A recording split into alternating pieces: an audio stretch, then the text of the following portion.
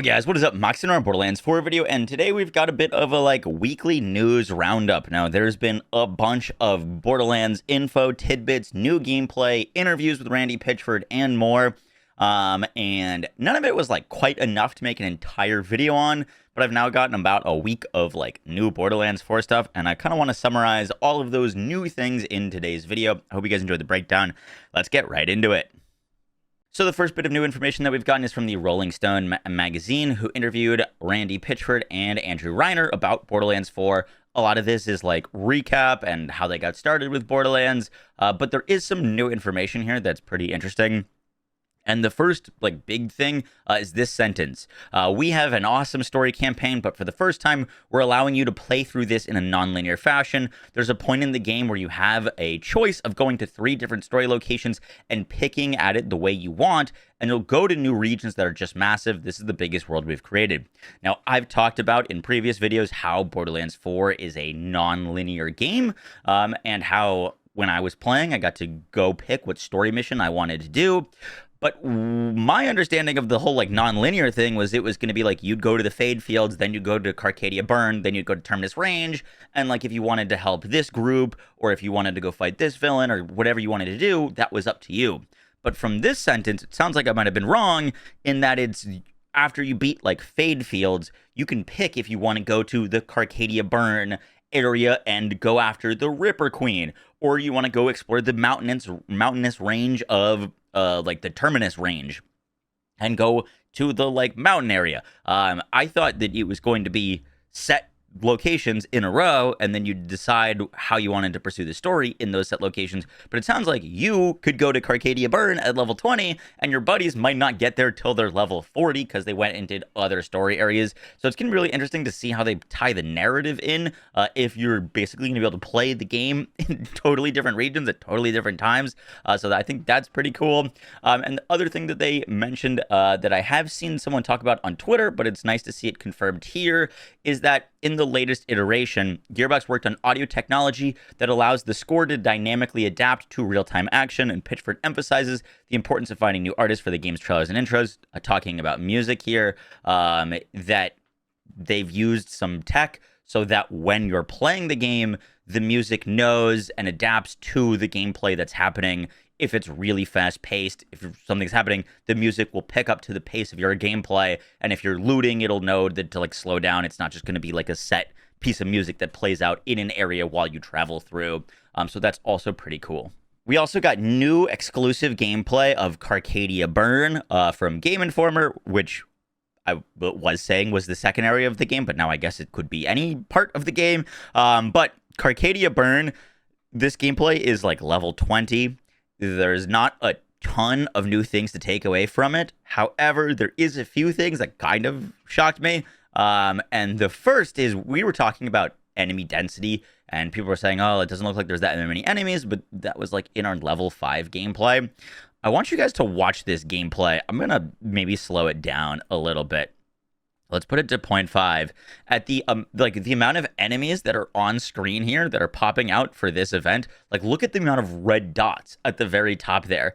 It almost looks like there's a mod that they're playing that's just spawning in this many enemies. I don't know. I thought this looked really, really cool. They're basically their entire screen is filled with a ton of enemies. And this is level 20. This isn't even at end game stuff. This is story scaling. And Randy had mentioned hey, don't worry about enemy density. We've got a lot. But just look at the amount of elites that are spawning, that are walking. There's 1, 2, 3, 4, 5, 6 of just this enemy type alone, just walking at the person playing, which I thought was pretty hilarious. Honestly, looks like a mod with the amount of enemies that are spawned here.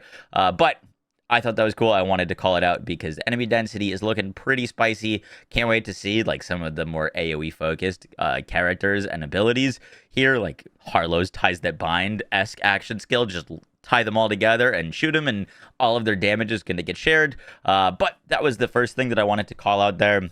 The next thing I wanted to call out was kind of the difference in Carcadia Burn in the different sub-biomes, I want to call it, where obviously the parts of the Fade Field that we saw were very green and grassy.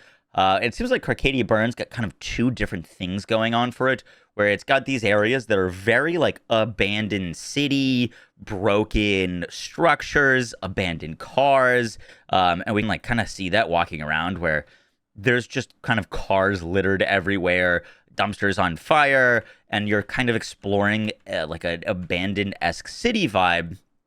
And then they also travel over to this area that gives like totally different vibes. This is just like more kind of like broken city look. And then they travel over here, which I thought was really interesting. I hadn't seen much footage of this kind of area. This is more like Pandora feeling to me, where it's like more deserty, lots of nooks and crannies that look like you could explore. Still like city-esque, but more rural, I guess. I can't say that word. I'm sorry. But that's also where like Moxie's bar was located, and we saw some more footage of Moxie and Zane, who look awesome. But that was kind of the thing that I wanted to call out, is there's this kind of difference of this like crumbled city vibe that's more of on a plateau, and then the actual like desert looking area that is a lot more flat, that looks like there's lots of different places to explore.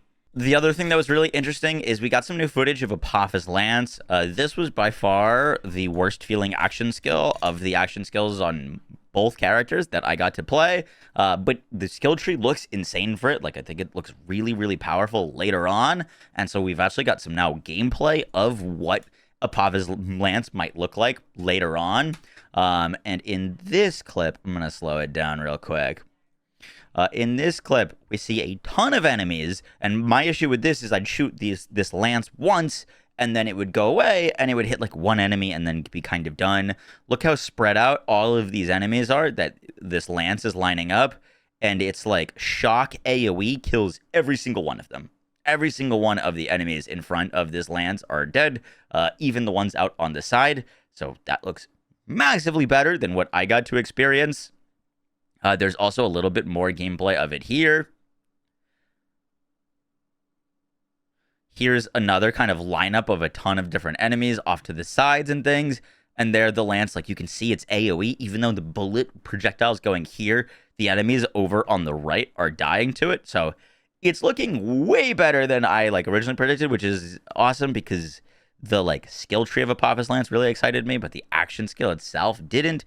So seeing it, kill enemies kind of off to the side there looks really, really cool. The last bit of news is Borderlands 4 has gone gold. Basically, what this means is that Borderlands 4 is finished. They have a master copy that they are ready to ship and distribute out, which is great news. Obviously, Borderlands 4 still has a bit of time before the game actually comes out. So the fact that they're finished and ready, they even pushed up the launch date earlier originally. I think they're feeling very confident about this game and about the product that they've finished, which is great because now with like a month and a half before launch, they'll probably devote a lot of their time and resources to now working on post-launch content and making sure that once the game launches, we have new stuff to play like a few months out from launch, which is great news. But yeah, Borderlands 4 is finished. Guys, that's going to do it for the video. I hope you enjoyed. Last little thing that I wanted to mention is a lot of you have been asking for the skill tree planner for Amon. Just letting you know that that should be done and live hopefully today. If it's not today, it'll be tomorrow. But yeah, we've pretty much wrapped up on all the like skill tree planner for Amon.